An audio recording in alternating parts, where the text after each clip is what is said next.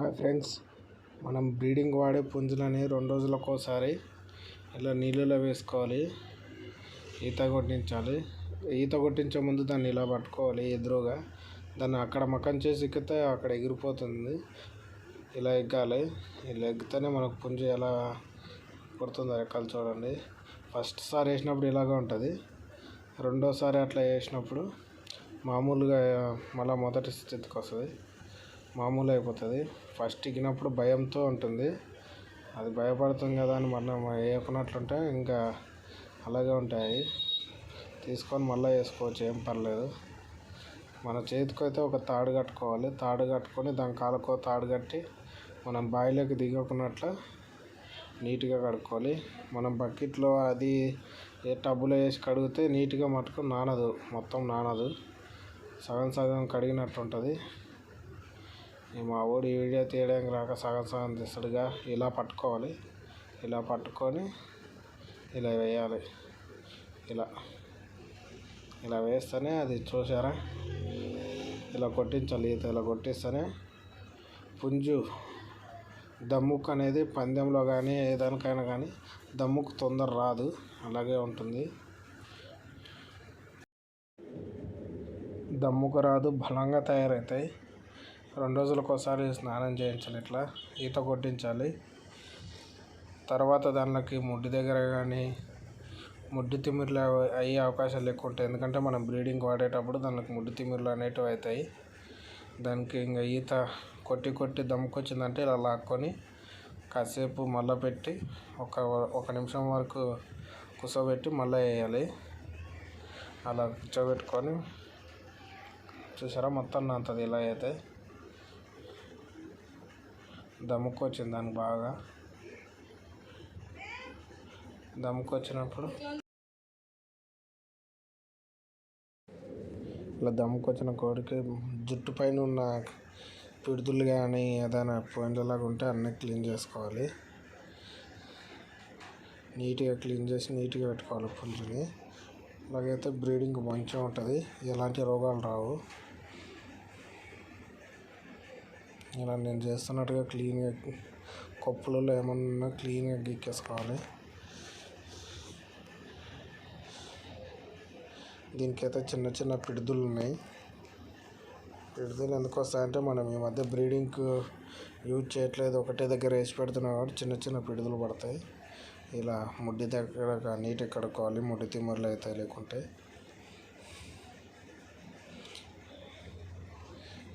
ఇలా కాళ్ళు కానీ ఏవైనా కానీ నీట్గా కడుక్కోవాలి. నీట్గా కడుక్కుంటేనే బాగుంటుంది.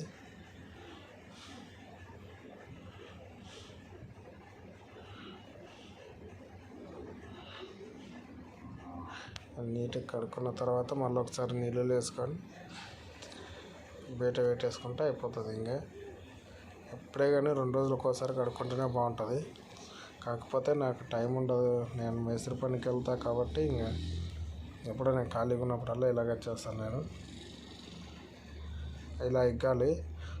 కోడి మటుకు అటు మక్కం చేయకూడదు, మన దిక్కు మక్కం చేసుకొని ఎగ్గాలి. అటు మక్కం చేస్తే ఎగిరిపోతుంది. ఇలా ఈత కొట్టించాలి.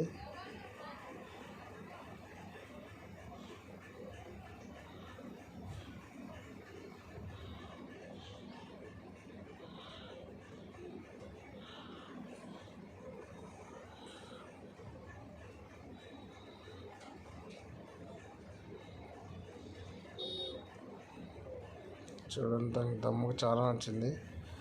కాసేపు ఆగి మళ్ళీ ఒకసారి వేసుకొని ఇంకా తీసుకెళ్దాం.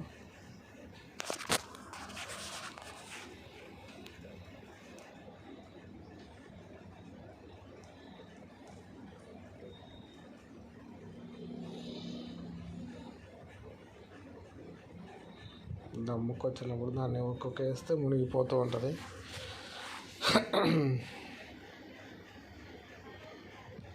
దానికి దమ్ముకు వచ్చింది కాబట్టి అట్లా దమ్ము పోవడానికి అట్లా కొట్టిన.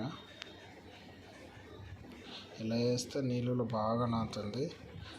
స్విమ్మింగ్ కూడా బాగా చేస్తాయి ఇవి, ఈత కూడా బాగా కొడతాయి. ఈత బాగా కొట్టడం వల్ల ఇంకా దమ్ముకు వచ్చినప్పుడు దమ్ము ఆపుకునే దమ్ము బాగా ఆగుతుంది.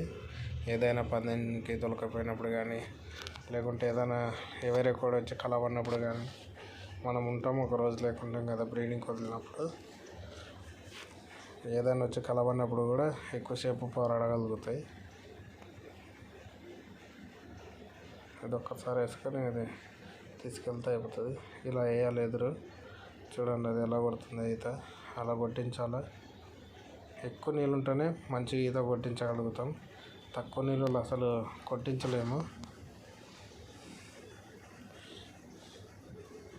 ఇలా కొట్టించాలి. ఇలా కొట్టేస్తేనే హుషారవుతాయి.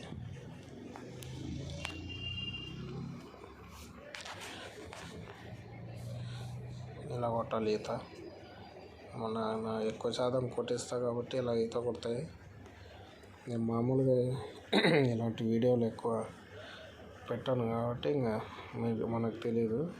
అప్పటి నుంచి మనం ఈత కొట్టించేవి, మెడిసిన్ వాడేటివి అన్ని వీడియోలు పెడతాము.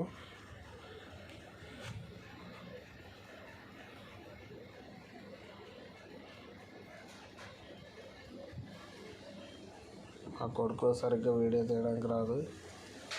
అందుకే ఇంకా ఏదో వాడితో తీస్తున్నట్లే వీడియో పట్టుకో